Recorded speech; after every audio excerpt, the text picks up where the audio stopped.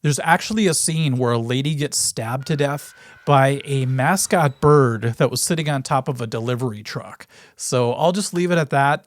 You'll have to see the movie. Hey everybody, it's Mike here from The Art of Guitar. I'm here with a little bit of a different video. I'm going to call this a side quest video. And that's where it really doesn't have much to do with music or guitar like I usually do. It's just going to be something once in a while that I like to do where it's just something off the wall. So this one's going to be because Halloween kind of snuck up on me this year. And I thought, it'd be really fun to grab like 14 or 15 of my horror movies that I have that I always play either at the studio or at home, and just sort of put them in a top 10 type list. So I'm going to just be talking about 10 of them. A few of them will be honorable mentions, but they're not really mainstream horror. Some of them get close, but for the most part, I'm going to call them off-center or offbeat horror films or TV shows that really get me like in the Halloween spirit and kind of get me ready for this whole winter season. Because in Minnesota, that can last half the year sometimes. It's not going to be a deep dive, by the way. I just want to get through the list and say a few things about each one, but maybe in the future, I'll do a deep dive on some of these because a lot of these deserve it in my opinion. Number 10 is The Funhouse. It came out in 1981 and it's directed by Tobe Hooper. And by the way, I'm going to mispronounce a lot of people's names because I grew up just seeing their names on the screen and I really never heard a lot of their names being said. I was pretty young and my parents had separated and my dad actually ended up getting his own apartment. We called it the baby apartment because it was basically a no room apartment. So there's no bedroom. The couch had a pull-out bed, and whenever us three kids would go over there every other weekend, he would pull the bed out, and we all had to basically stay on that thing.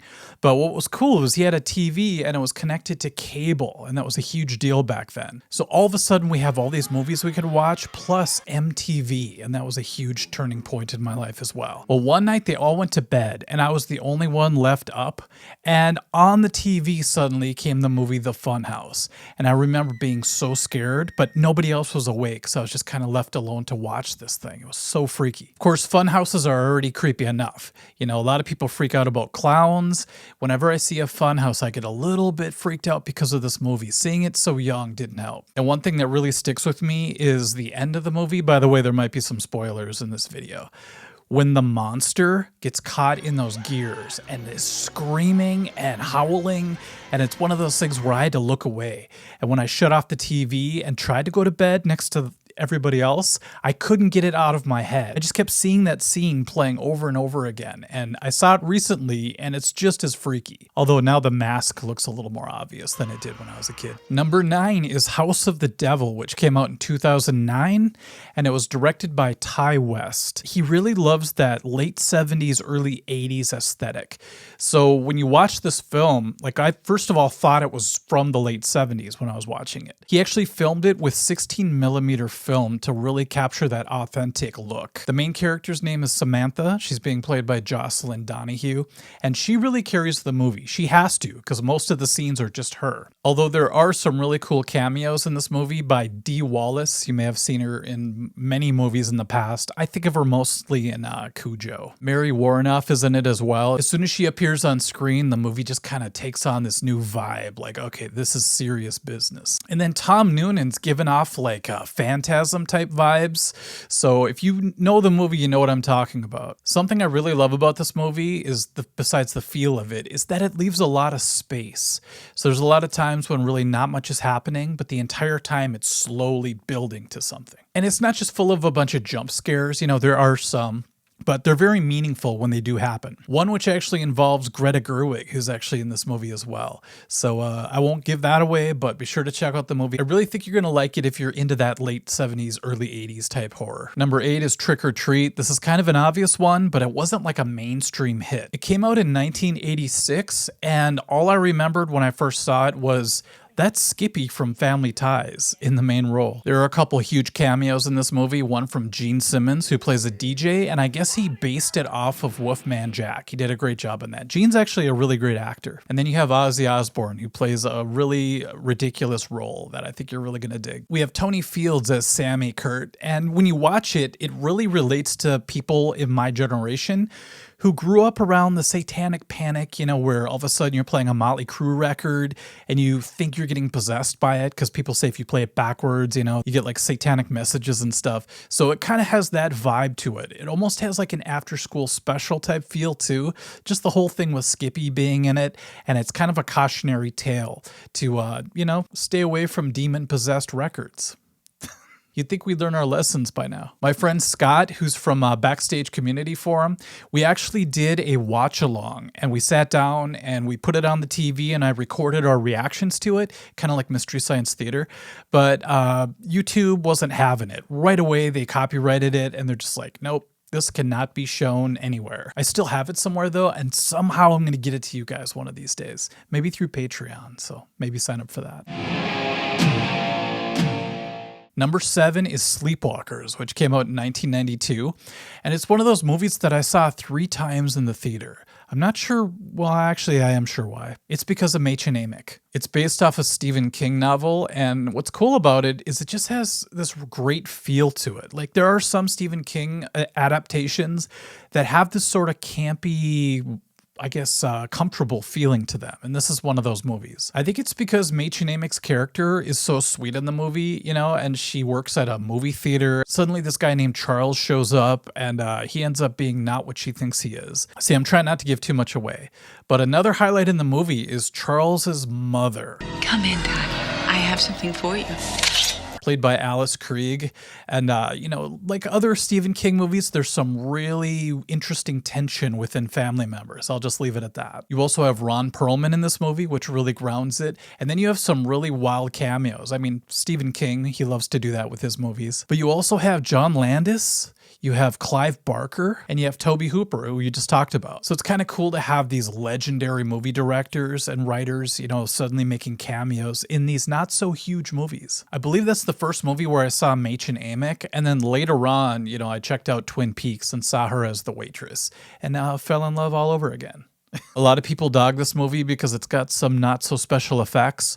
I'm realizing though that I really love movies that have kind of cheesy effects because at the time they were really groundbreaking and cool. But now that you look back on it, of course, it's going to look very dated. It's not as bad as The Langoliers, though, at least. Number 6 is Witchboard, which, just like Trick or Treat, came out in 1986. That seems to be a really good year for horror, at least horror movies that I love. By the way, there is a Witchboard 2. And I didn't discover this until I got Amazon, and all of a sudden I saw it there as an option. I'm like, yeah, let's check this out. I was surprised it starred Amy Dolenz, who I really like, who's the daughter of Mickey Dolenz from The Monkees. And she does a really great job carrying that movie, but let's stick to Witchboard 1 first here. This movie stars Tawny Kitaen. The lady from the Whitesnake videos. You also have Stephen Nichols. He kind of has that quintessential 80s look to him. I don't know if it's just the hair or the way he dresses, but it just screams 80s to me, late 80s. What was weird is at the time, I believe it was Parker Brothers or another big board game company put out Ouija boards that you could just buy. So suddenly you can go to Kmart back then and buy a Ouija board. And we did as kids, and we freaked each other out, and this movie did not help. I remember one time we were using it and our door creaked open. So what we did was we took it and we threw it under the stairs in the basement, and then we never saw it again. It disappeared. So we're already afraid of Ouija boards, and suddenly this movie Witchboard happens to just enter our lives. Back then, I have no idea how. We only had a VCR, and so somebody must have rented it for a while and maybe just kept it because we had it for the entire summer. I'll always remember the scene where there's a kitchen knife on the side of a refrigerator and suddenly it just flies through the air. And it's not even that consequential of a scene, but for some reason that really affected me as a kid. And so to this day, that's what I think of when I think of Witchboard. As well as the shower scene, sure. But I was really surprised because Tawny Kitaen's actually a decent actress. It's a bit campy, but that's kind of what I love about it. But the best character in the movie is actually a side character named Zarabeth. And those who have seen the movie know what I'm talking about. She's kind of like this Cyndi Lauper punk psychic. And she talks like a valley girl, and she brings the comic relief because everyone else in the movie is so damn serious. She says a few lines in the movie that will stick with you. And every time I watch the movie, I look forward to her part in the film. And when she's not on the screen, the movie just loses some sort of life. But at least she's in it for a little while. Number 5 is actually a TV series, which, by the way, there's something I love. Maybe it's because of the Twilight Zone growing up, watching the old school Twilight Zone, but I really love horror anthologies where it's just a series. They have seasons and you could choose from all these episodes. Well, one that really stands out is Friday the 13th. Friday the 13th, the TV series. And originally it was supposed to be called the 13th Hour, but somebody made the decision to just call it Friday the 13th just to cash in, I guess, to get more attention on it, and it worked. But I think that's kind of lame they did that because it has nothing to do with Jason or anything Friday the 13th like we know it. Well, the show went from 1987 to 1990. It stars Louise Roby. And later on, I think she got into the music scene and just changed her name to Roby. She kind of pulled like a Madonna. If you just have one name, it sort of puts you at this elite level like Cher or, like I said, Madonna or Tiffany. So it's Roby and a guy named John LeMay who plays her partner, basically. So they inherit this antique store, and along with a retired magician named Jack, who's the older guy, they basically try to solve mysteries involving these really strange objects that are cursed. I probably did a horrible job explaining it, but once you start watching it, you kind of fall in love with the whole feel of the show. I already love antique stores, and every time I'm in them, I always think, ooh, who owned this before? Is there a story to this thing? But I just love the way, Mickey and Ryan, that's going to be the two main characters, how they work together. The show gives off like an X-Files vibe way before the X-Files existed. So I kind of like that aspect of it. And it doesn't get mentioned as much as like Tales from the Crypt, which is great as well, or Tales from the Dark Side even.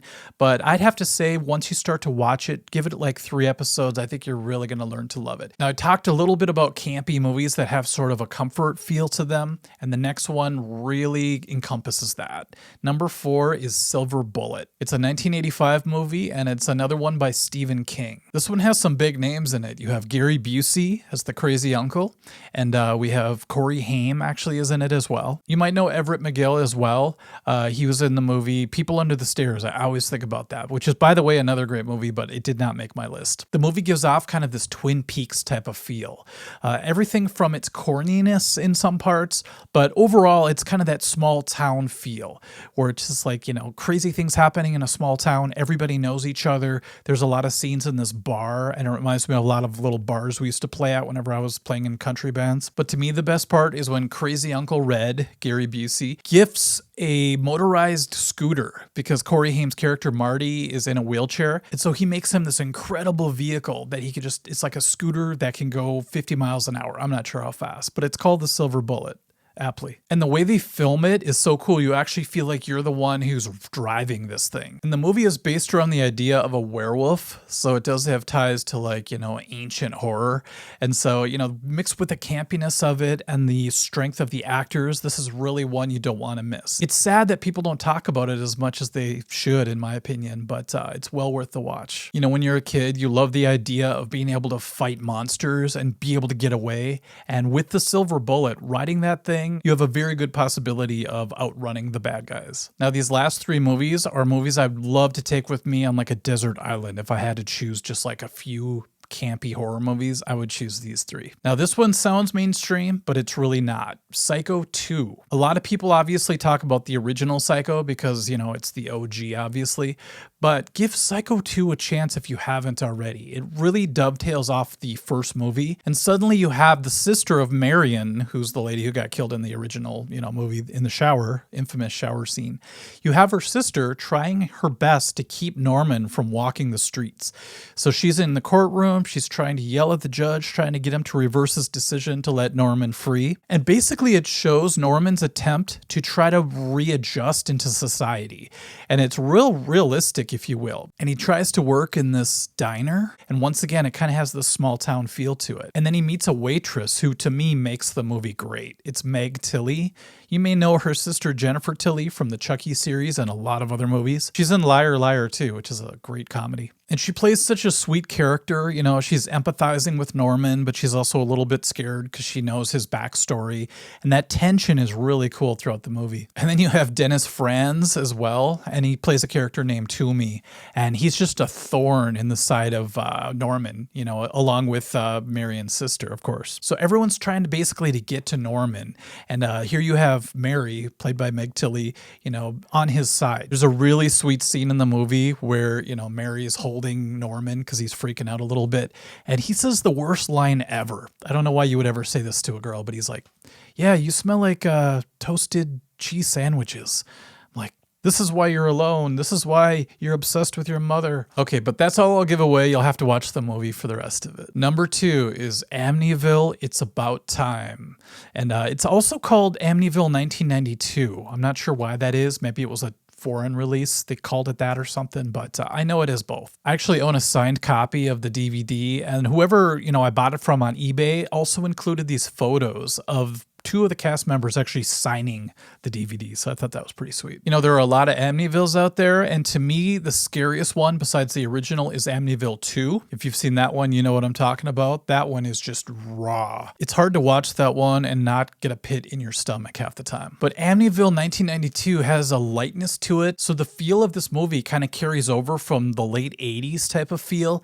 And I think you'll notice that right off the bat. You have Sean Weatherly as basically the main character of this movie. She's in most of the scenes, and she really carries it well. She actually was in Baywatch before. I didn't know that till I looked her up. You have Damon Martin as kind of the troubled teen, and he actually plays guitar. He plays this really cool dragon guitar in the movie, and I was looking for it somewhere. I thought maybe they auctioned it off because I would love to own that thing. You might know him as the BMX kid also in Pee-wee's Big Adventure. You have Megan Ward, the pretty sister, who kind of gets into some crazy stuff, and she's actually one of the actors that signed my DVD, so that's exciting. Stephen Mock plays the father, who is like the architect, and he brings home a clock, and the clock is possessed, and he puts it on the wall, and it basically burrows its way into the house, making the whole house haunted. And for how cheesy it can be in certain spots, it was so well made. Sean Weatherly's character is named Andrea, and her boyfriend shows up because Andrea is like babysitting. It's kind of weird. But he's played by a guy named Jonathan Penner. And he is to this movie like Zarabeth was to Witchboard. He's that comic relief.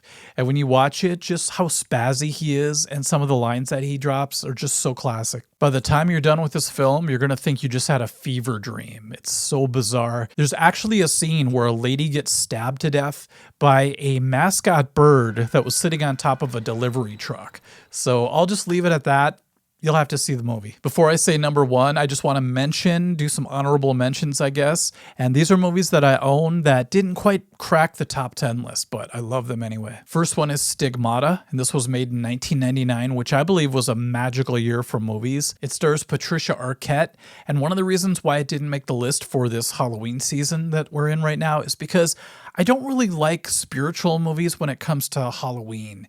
I keep that kind of separate. You can watch spiritual horror any day of the year, but when it comes to around Halloween time, I kind of like movies that are a little bit more fun. Also, The Blackcoat's Daughter, which I believe originally came out just on Netflix. That's a really cool one to check out. It has a little bit of that possession thing as well. But this actually came out in 2015, and that's already 10 years ago. That's so wild to me.